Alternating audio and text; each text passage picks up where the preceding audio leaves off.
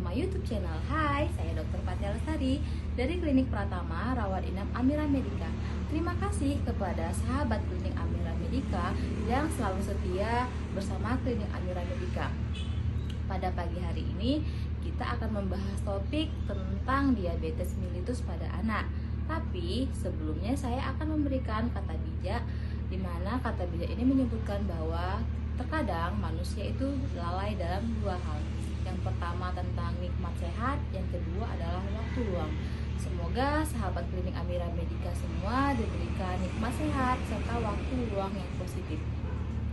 Topik yang kita bahas pada pagi hari ini adalah diabetes mellitus.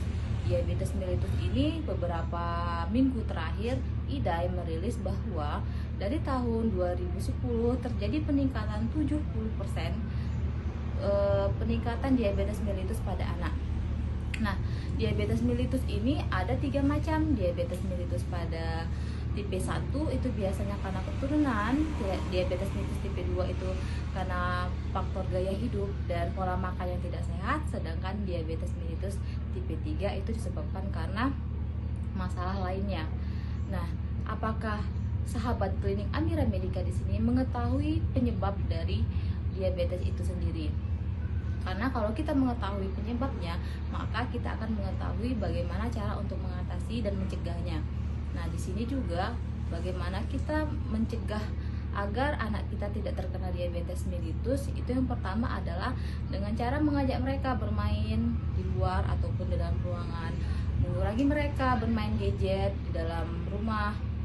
Kemudian yang ketiga, mengatur pola makan hidup yang sehat, mengurangi makanan-makanan yang cepat saji, serta memberikan pengetahuan kepada anak-anak kita bagaimana makan makanan yang sehat. IDAI beberapa minggu terakhir merilis terjadi peningkatan diabetes mellitus pada anak dari tahun 2010. Nah, peningkatan ini sesuatu hal yang mengejutkan karena biasanya kebanyakan yang terkena diabetes ini adalah pada usia-usia yang sudah di atas 20 tahunan ke atas. Tetapi ini IDAI menyebutkan bahwa yang terjadi peningkatan sekitar 70% ini adalah anak-anak. Sehingga kita harus mengetahui bagaimana sih gejala diabetes itu sendiri. Nah, diabetes sendiri itu kan ada 3 macam. Ada diabetes tipe 1, diabetes mellitus tipe 2, diabetes mellitus tipe 3. Pada diabetes mellitus tipe 1 itu biasanya disebabkan oleh keturunan dan biasanya banyak mengenai pada anak-anak. Dan terapi yang diberikan itu biasanya insulin. Jadi dari awal dia terkena itu sudah mulai diberikan terapi insulin. Nah, kalau diabetes mellitus tipe 2 itu biasanya disebabkan karena pola makan atau gaya hidupnya yang salah. Nah, itu biasanya diberikan pertama mungkin diedukasi bagaimana pola makan yang baik, bagaimana olahraga yang baik. Kemudian diberikan juga terapi obat-obatan. Yang ketiga adalah diabetes mellitus tipe 3. Diabetes mellitus tipe 3 ini biasanya diabetes tipe lainnya, bisa diabetes yang didapat karena pada saat dia hamil, kemudian pada selesai hamil itu biasanya diabetesnya hilang. Nah, bagaimana kita mengetahui bahwa seseorang itu terkena diabetes? Itu biasanya kita dapat melakukan dengan melakukan pemeriksaan darah. Pemeriksaan darah itu ada yang diabetes mellitusnya pada saat puasa. Pada saat puasa itu biasanya seharusnya gula darahnya di bawah 126.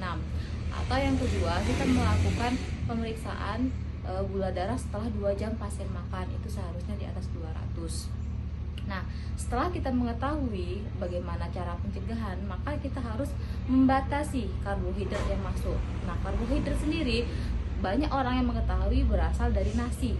Nasi makan banyak bisa terkena diabetes. Tetapi sebenarnya dari mie, makan mie dicampur dengan nasi, itu sebenarnya sudah double karbohidrat. Ini salah satu yang dapat menyebabkan diabetes mellitus. Atau sering minum minuman seperti boba, misri, segala macam, minum-minuman yang cepat saji, itu kebanyakan gulanya lebih tinggi dibandingkan sama minum-minuman yang kita buat sendiri. Jadi diharapkan jika kita sudah mengetahui, maka selanjutnya kita akan dapat mencegah.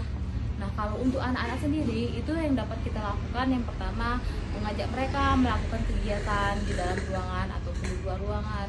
Yang kedua, mengurangi makan makanan yang cepat saji. Kemudian yang ketiga, mengurangi mereka untuk bermain gadget ataupun handphone, serta menerapkan gaya hidup atau pola hidup yang sehat terhadap setelah kita mengetahui bahwa IDAI menyebutkan terjadi peningkatan diabetes mellitus pada anak, maka kita sebagai orang tua harus memberikan pengetahuan kepada anak kita, harus memberikan edukasi kepada anak kita bagaimana pola makan yang sehat, pola hidup yang sehat agar anak kita ini terhindar dari terkena diabetes itu sendiri.